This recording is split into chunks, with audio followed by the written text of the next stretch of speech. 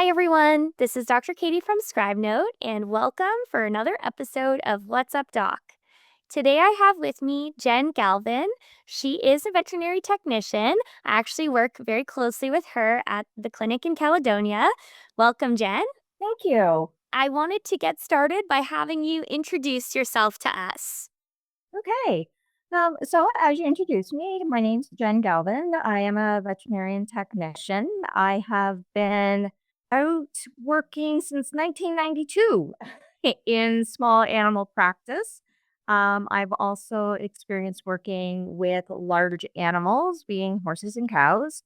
And for over 5 years, I worked with exotics, so iguanas and snakes and birds, pocket pets. But primarily now, in the last, I would say, 15 years, my focus has been small animal and shelter medicine. So, a pretty complicated industry. I'm sure you've seen lots of changes in Absolutely. those years. Yeah. Yeah. The shelter medicine piece, I think, probably being a big component of those changes. Maybe tell us a bit more about your experience in the shelter. Yes. So I find shelter medicine very rewarding, however, very challenging as well. The difference being, I am the animal's advocate, I am the animal's owners. So that sometimes is big responsibility. I feel, to have that responsibility on me. Whereas working in a private hospital, the owner comes with a leash with the owner attached to make decisions Mhm. with our guidance. You really have to understand that this is a holding place for the animals with kind hands. They're safe. They're getting a warm bed, food, water, medical. It's temporary. You can't go home thinking, oh my goodness, they're in a cage. You have to think, what can I do for them when I'm with them? How can I enrich their life emotionally, physically, mentally?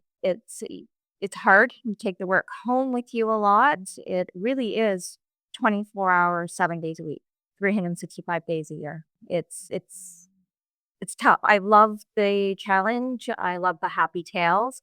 I love when I see the animals have been adopted into their forever homes and living their best life as life should be. I enjoyed it. I found what I love with it. Behavior, I absolutely love feline behavior, canine behavior. So that really, starts me from the bottom up because I have no history.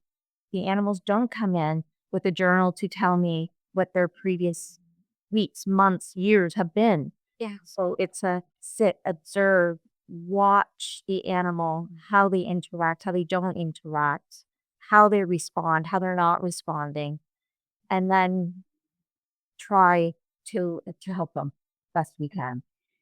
Yeah, I honestly don't know how you do it. It's a very, very challenging part of the industry. And like to see, I briefly did like a stint where I was like a veterinarian for the Humane Society.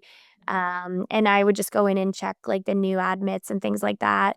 But just, hearing the stories of like why pets were left or kind of the situations around that, and I mean, obviously, a really hard time in the human's life as well, like, to have to Yes. give up your pet, and it just, like, I can imagine it really, weighs on you to have all of that kind of on your shoulders, and I can say from experience firsthand, you are excellent at the dog and cat body language and the low stress handling techniques, I think, are super important to bring into the shelter so that those pets aren't extra fearful and you're just giving them what they need to like be set up for success.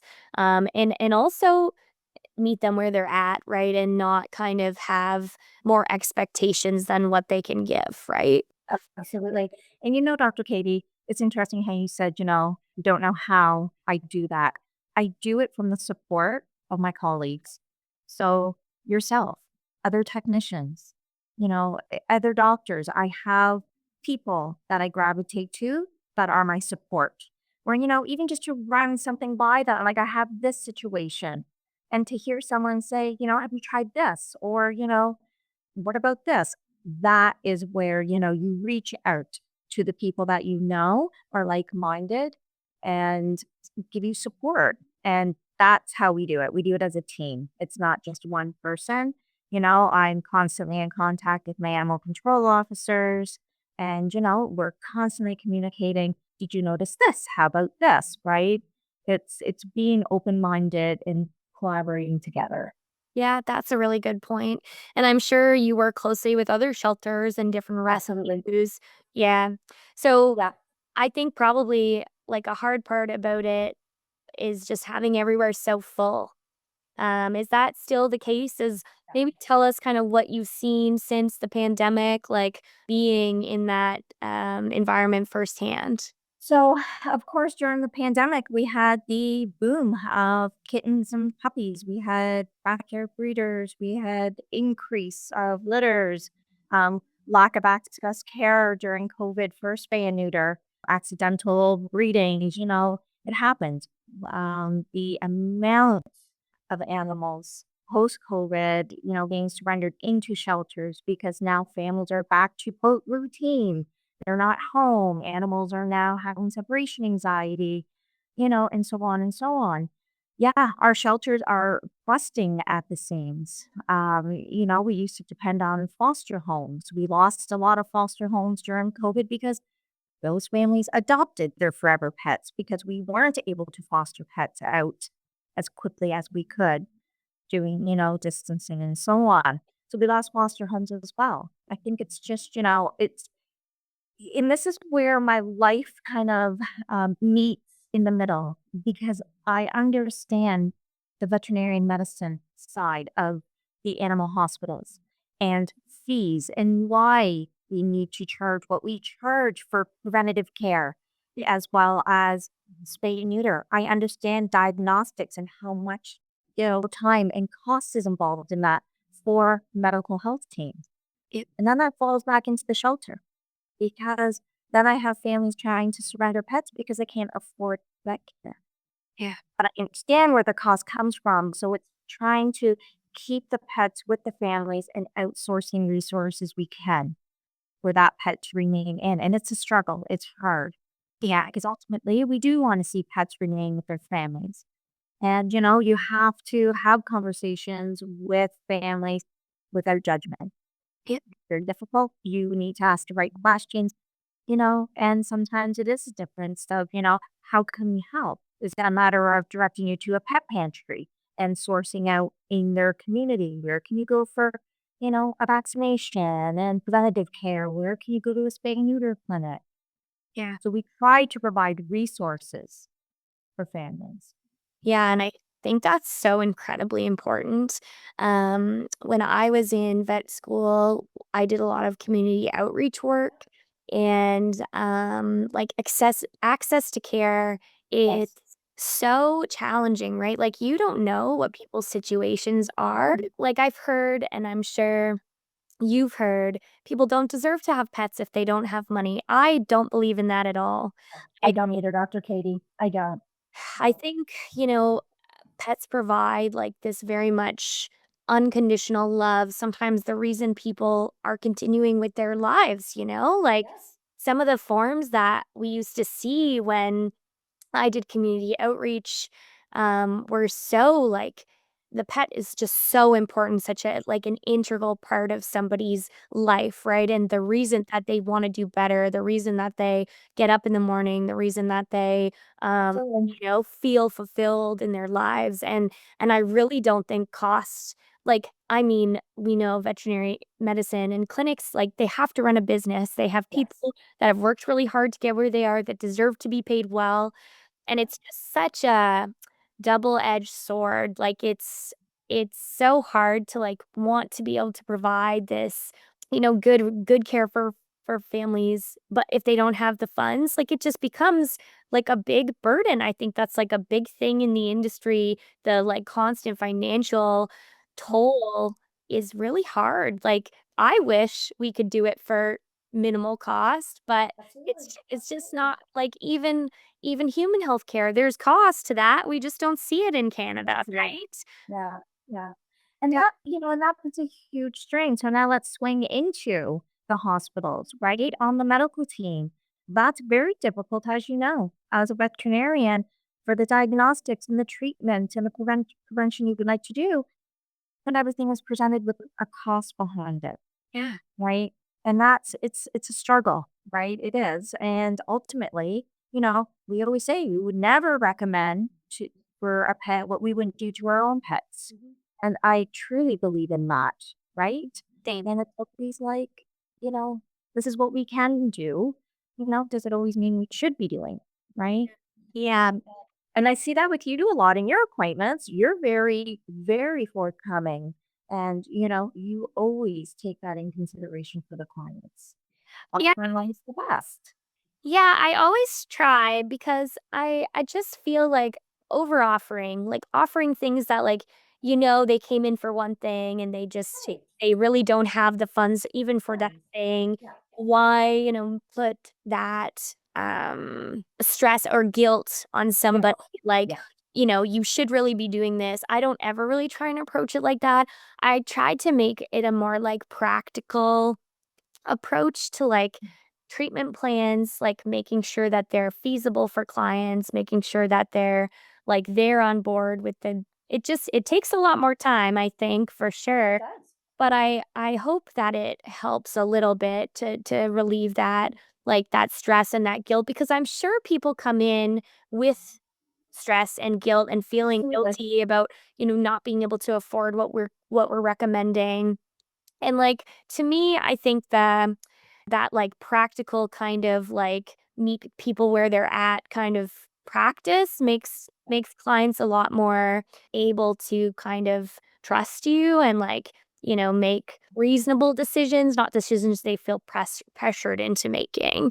Yes, absolutely. Yeah. Absolutely. And I mean, we hear it all the time, how owners appear nervous and stressed or like you said, guilt that maybe, that ear infection has been left a little longer. Well, I understand.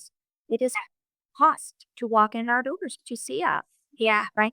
And it's like, let's not dwell on that. You're here now. Let's move forward. And I feel it's just our job to do the educational piece. Yeah. Right. And I didn't say that to owners. Let's talk about, preventative care and what can we do and what should we be doing. And then ultimately, it's up to the owner to come back and to tell us how to work with them. Yeah, yeah. Yeah, working together with your clients and the owners of these pets, I think is like a really important thing and like kind of just setting them up for success with like even behavior, like not, Oh, yeah. brushing it aside or, pretending that it's not something that's important because they're the ones living with those pets, right? And so, like kind of brings me to that one puppy appointment that we had where, the puppy was really quite dominant, kind of more like aggressive right from the beginning. And the owner was quite upset Yeah. because, everybody around her was really saying like, well, it doesn't matter. It's a puppy. Like that's just puppy Puppy. behavior. And I Yeah. think that's, providing resources to people who otherwise don't have them, right? And like everyone's dismissing your thoughts, like being able to like accept what people tell you and say, yeah, that sounds really hard. Like this is what we can do Yeah. to maybe help you get around that or kind of get ahead of it because that's the most important part of development is that puppy stage, right? So Absolutely. yeah, yeah, the behavior and I'm sure, in another situation where that communication piece didn't happen, maybe that dog does end up in the shelter later in life because of a rehoming situation. And so it all starts, from the care team. It's like a Absolutely. it's like a big cycle, right? Like I think in general it would be nice to like live in that ideal world, that like world where we could have access to care for everybody, at least to like some kind of basic, you Yeah. know, right? Like Yeah. healthcare for pets would be so nice. Like Would it? yeah, some kind Yeah. of basic Yeah.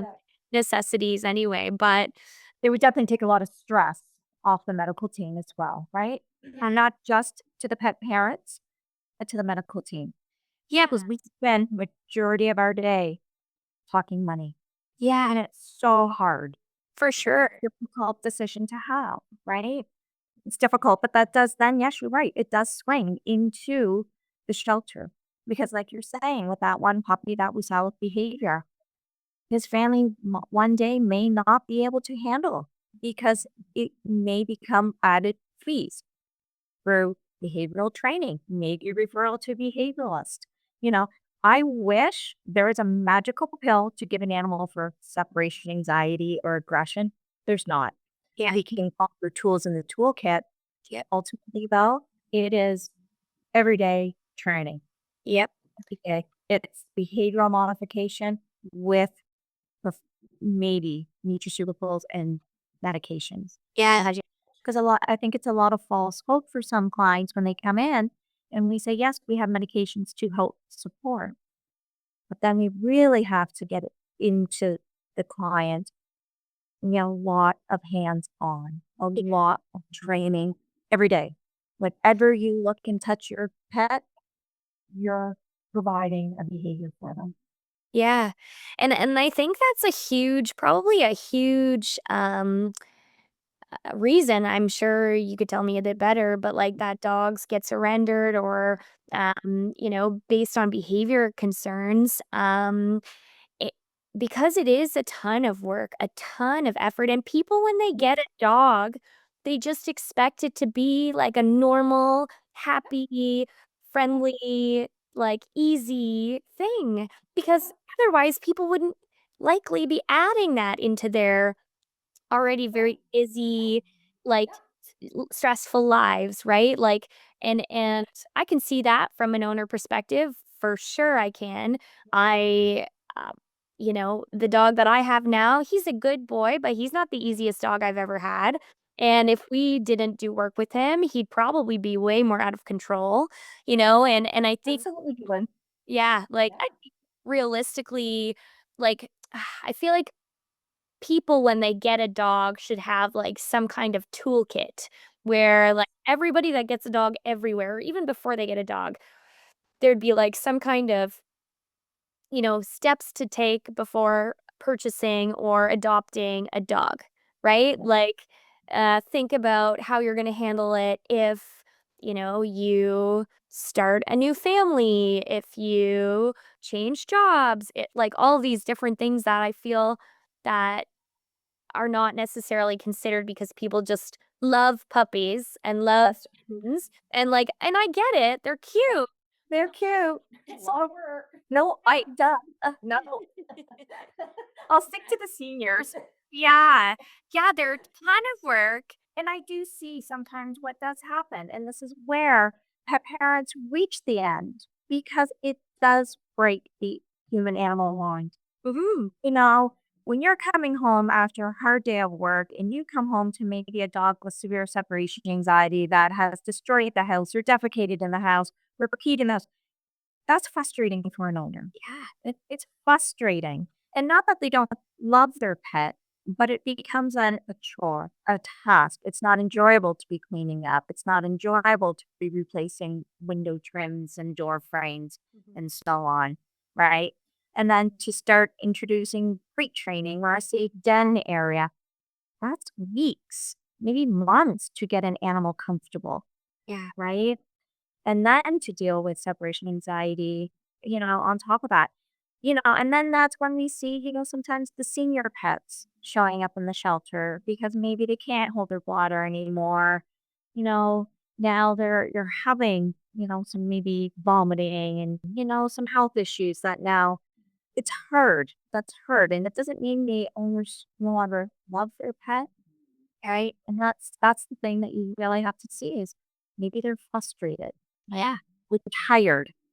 Yeah, And I can speak of that because I've always had geriatric pets in my house. And at one time I had 3 geriatric dogs. And let me tell you, even as a professional, I was tired. yeah. I was tired. It was a lot of work with medications and making sure, mobility wise, and they're getting range of motion and they're getting exercise appropriately and still mentally enriched, right? Yeah. I It's, almost like a full-time job to have a Yes. My parents, golden retriever lived till she was 16, and, like, the last 2 years of her life were, like, with extremely intensive nursing care. Like, my brother was living at home, he was able to help my parents who are, not young, there's 4 of us, but, like, get this 30-kilo dog up and down stairs with a back end. Yeah, it's just such a complicated thing, right? The human animal bond and like not everybody's situation is set up to be as, reasonable like to be able to take care of those pets in those senior years. It's really hard. But I can definitely understand that people, need to use the shelters. That's why they're there, right? Yes. But I just wish there was some kind of like, handbook. Maybe you could write one. On like what to think about before adopting before like getting a pet. Like you said, puppies are cute. It's an impulse. You're there, you feel, how can I walk away and leave this puppy? You walk away for 24 hours, right? Like that's always my rule with, you do a meet and greet with an animal, walk away. Think about it, discuss it as a family for 24 hours minimum, then let's revisit it, right? So it's not impulsive, Yeah, right? that's really smart. Puppies are cute, I right? know. Well, wouldn't have one in my home. Yeah. I don't have the energy for that anymore. Oh my god, no. When we had so my dog's 5 now, but when we had him as a puppy, I always say now to clients, it's like you forget when you have a puppy and then you don't have a puppy for a long time and then you get one, it's like, "Oh my god, they are so much." It is like having a toddler on, like, speed. They're just like you old, you know? It is, it is. Well, whenever I would foster puppies and kittens, I would have to get up 2 hours before work for feeding, clean, and enrichment, right? Because Yeah, that's the big part too. You know, it's not just putting a bowl of food down, even for a cat. It's not just putting food and making sure fresh water. It's hands-on, it's playing, it's enrichment, it's making sure they're getting, stimulation, getting the dogs out for their walks more than once a day. yeah, Right? yeah, And the cats, a lot of times people think, "Oh, I'm fine. Go get a cat, get a litter box, get a bowl, we're good." No, there's so much more. And, we are seeing an increase of cats too being surrendered for behavioral, yeah, right? It's no longer, cats do need that stimulation indoors, right? yeah, For keeping the outdoors in, and how do you do that? Right? So that's where, working as teams, your medical team and your shelter teams working together, because that's always my resource. I refer people always back to their veterinarian in the shelter. yeah, Have you consulted with your veterinarian, right? yeah, And yeah. that's where I hope people get their information from. There's definitely a lot of misinformation out there for sure. It would Like be that puppy owner, like she was told by all her friends and family, "Oh, that's just normal puppy behavior." Yeah. You and I knew right away, no, that's not, Mm-mm. right? We had red flags and, that owner took us serious and took her advice. And, I saw that puppy back, I think yesterday actually, and already noted improvements. Good. Yeah, Lots of ways to go, but yeah. she's listening and following through. And that's the hard part too. Yeah. Sorry. Yeah, yeah, super complicated. The other thing that I kinda wanted to pick your brain about today, Yeah. is heartworm disease, which Oh, I yeah. you're very passionate about. In Yeah. our area, we have a high prevalence, so we're in Southern Ontario. We see positives in our clinic, but maybe, like, could we talk about, heartworm disease kind of, like, in your experience of it, where we are, and then also tie that into, like, the shelters and, like, rescues from, Yeah. um, the southern states and things Oh, like yeah. that, and things that people should really kind of think about if adopting a dog from that area too. Yeah, absolutely. So, as well, a heartworm to me is so fascinating. It just absolutely blows my mind. You can take one mosquito that can infect a whole community of pets, be it cats, dogs, coyotes, foxes. Like, it just amazes me that this can do this. The thing that, I always find is a struggle. Clients always say, I don't want to see fleas and ticks. I want my flea and tick prevention. Yeah. Heartworm's the invisible disease. Mhm. An animal can live with heartworm disease for 4 years without any clinical symptoms even show. They can appear healthy, happy, no changes whatsoever. However, they have baby worms circulating through their bloodstream, living in lung and heart. As soon as an infection begins, pathology begins, right? We know disease is setting in immediately. Mhm.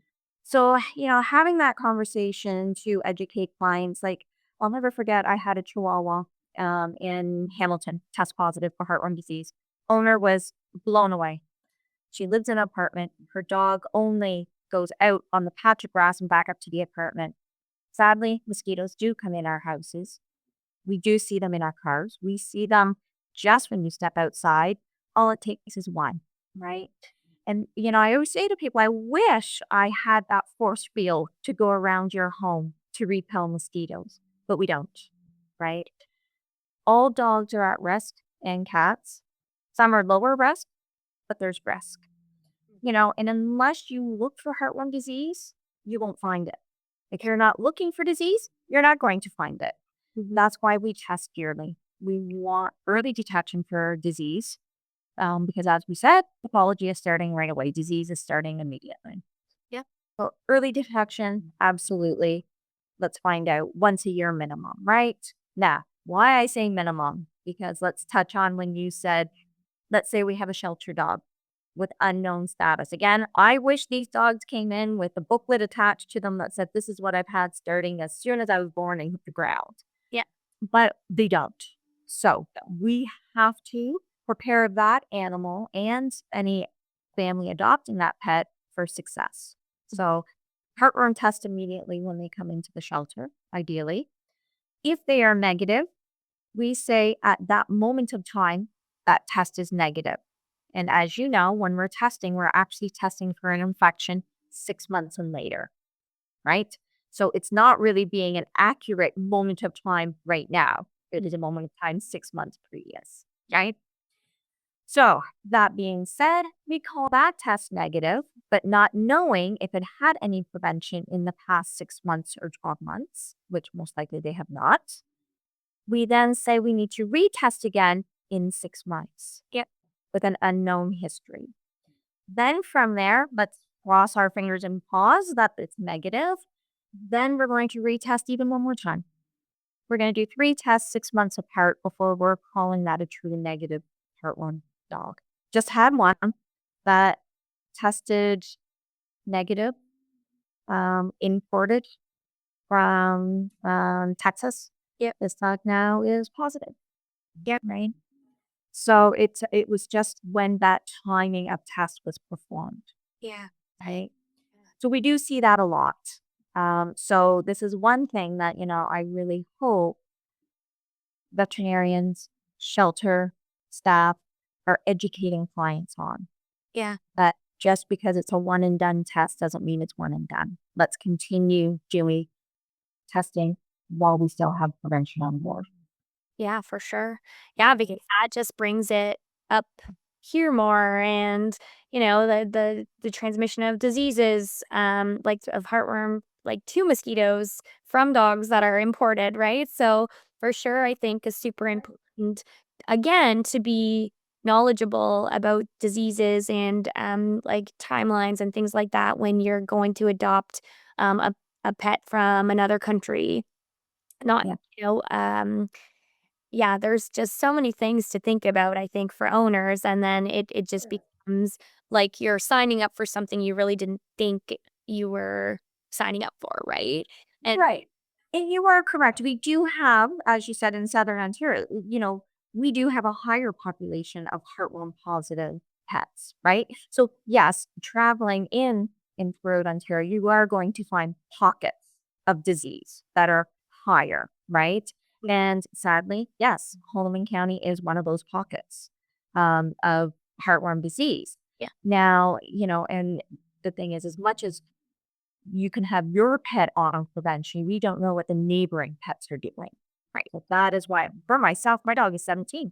I keep her on year round prevention because, again, I don't know what all my neighbors are doing. And once you have a heartworm positive in your community, it increases your pet's chance of heartworm disease by 70%. Crazy. I'm not willing to risk that. So my pets remain, my indoor cat as well, remain on monthly prevention. Yeah, and the seasonal changes, right? We don't have winters anymore. Like we had like not really not compared to what we used to have. Like it's not nearly as cold for as long. I feel like sometimes we see mosquitoes in December, like Absolutely, we do. yeah. In the research that is being put into mosquitoes, it's fascinating.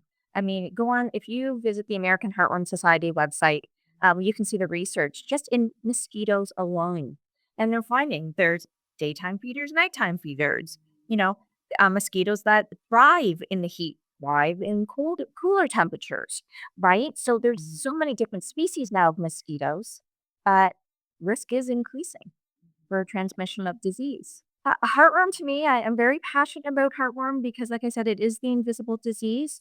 My stomach does sink every time I see a heartworm positive. Treatment is can be successful, yes.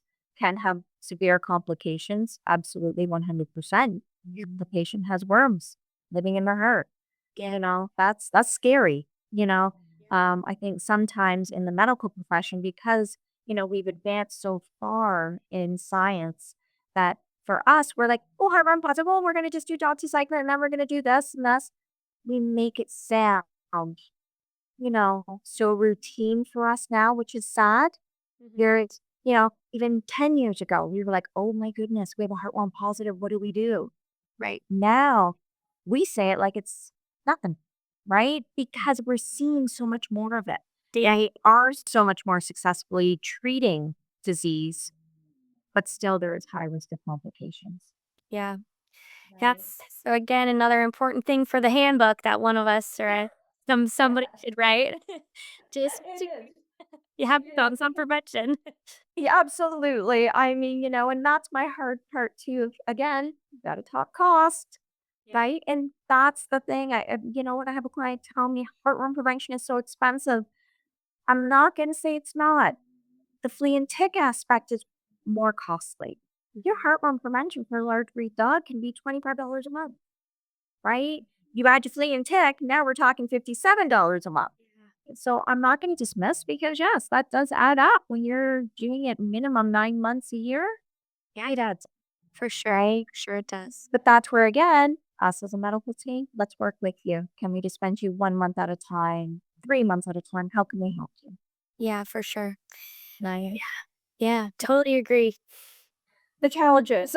Yeah, and I'm sure, like, you've seen them kind of all the way through your very, amazing career in the field, and, we really, really appreciate all your perspectives today. I think it's, so nice to be able to connect with colleagues, doing different things, not only, general practice, but also shelter medicine, just for the perspective, right? Like, it's such a complicated career and, like, I think the more people we can have in our community, the easier it makes it, right? Just to hear the same kind of stories and, know that you're not alone dealing with things and all of that. So I really appreciate that, Jen. Thank you. Well, I have to say, being on the shelter side, I appreciate the help from the medical team in hospitals. And then being in a hospital, I then appreciate the shelter workers.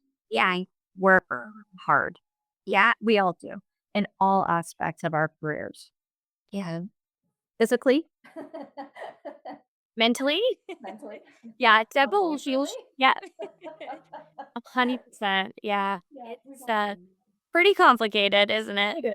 But you know what? It's our passion and we love it. Yeah, for sure. The day I see that core value shift is the day it's time to retire. Yeah, yeah, fair enough, right? And thank you for all the work that you do. And Thank you. you're welcome. Thanks for joining us today. And we will see everybody next time on What's Up Doc. Thank you.